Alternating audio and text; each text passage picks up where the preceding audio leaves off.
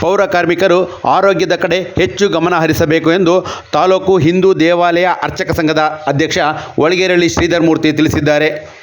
ದೀಕ್ಷಿತ್ ಪ್ರತಿಷ್ಠಾನಂ ವತಿಯಿಂದ ಅಗ್ರಹಾರ ರಸ್ತೆಯಲ್ಲಿ ಇರುವಂತಹ ಪೌರ ಕಾರ್ಮಿಕರ ಬಡಾವಣೆಯಲ್ಲಿ ನಡೆದಂತಹ ಧಾರ್ಮಿಕ ಕಾರ್ಯಕ್ರಮದಲ್ಲಿ ಪಾಲ್ಗೊಂಡು ಮಾತನಾಡಿದರು. ಗಮನವನ್ನ ಕೊಡಿ. ಆರೋಗ್ಯ ಬಿಟ್ಟರೆ ಇನ್ಯಾವುದು ಐಶ್ವರ್ಯ ಇಲ್ಲ.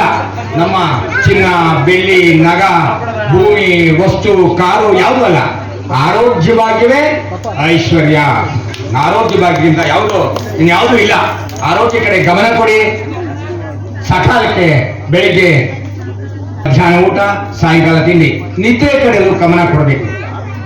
ವಿತಿನ್ 6 ಗಂಟೆನವರ ನಿದ್ರೆ ಮಾಡಬೇಕು. 8 ಅವರು ಅಂತ ಹೇಳ್ತಾರೆ, 6 ಗಂಟೆ ಕಾಲ ನಿದ್ರೆ ಕೊಡಬೇಕು.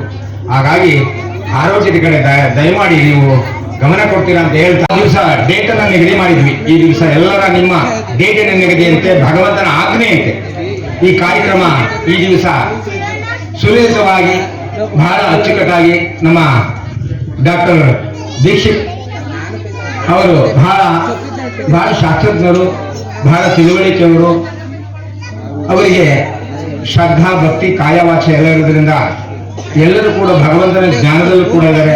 ಅವರಿಗೆ ಬಹಳ ಪ್ರಶಸ್ತಿಗಳು ತುಂಬಾ ಬಂದಿದೆ.